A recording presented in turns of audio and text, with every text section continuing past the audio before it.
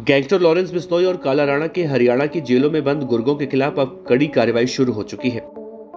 STF की report पर अब जेल विभाग ने 117 से ज्यादा बड़े गैंगस्टरों को जेलों को बदल दिया है। इनमें उत्तरी हरियाणा के 5 जिलों की जेलों में बंद लॉरेंस बिश्नोई और काला राणा गैंग के बदमाशों को साउथ हरियाणा की जेलों में भेजा जा रहा है। एसटीएफ का सबसे ज्यादा फोकस अंबाला, यमुनानगर, कुरुक्षेत्र और करनाल जैसे जेलों में बंद कई अपराधियों को शिफ्ट करने पर था, जो लंबे वक्त से गैंगस्टर लॉरेंस बिश्नोई और काला राणा गैंग के लिए काम कर रहे थे।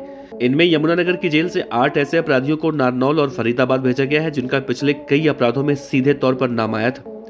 एसटीएफ की ओर से दिए गए इनपुट में कहा गया था कि अपराधियों की वजह से उत्तरी हरियाणा में कई जिलों में फिरौती मांगने और गोली चलने की वारदातें बढ़ी हैं। एसटीएफ और जेल विभाग की सूत्रों की मानी जाए तो जीटी रोड बेल्ट में आतंक का पर्याय बन चुके कई अपराधियों को अब साउथ हरियाणा की जेलों में शिफ्ट कर दिया गया है।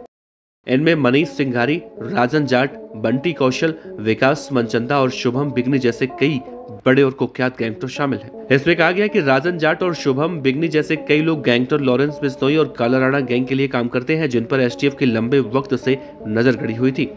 एसटीएफ की तरफ से जेल विभाग को कई दिन पहले ही ये लिस्ट थमाई गई थी। एसटीएफ के अधिकारियों ने कहा था कि अगर इन अपराधियों को दूर की जेलों में शिफ्ट किया जाता है तो आए दिन हो रहे अपराधों में कमी देखने को मिल सकती है। एसटीएफ के सूत्रों की माने तो प्रदेश में शराब की बोली नहीं होने देने में इन अपराधियों की बड़ी भूमिका पाई गई है। एसटीएफ की जांच में यह भी पाया गया है कि बड़े गैंगस्टर से जुड़े इनमें कई अपराधियों ने जेल के अंदर से ही शराब ठेकेदारों पर गोली चलवाने की योजना बनाई थी और इनके कई सबूत भी एसटीएफ के हाथ लगे थे। खासतौर से यमुनानगर जिले में शराब ठेकों की नीलामी तय समय से बहुत देरी से हुई थी।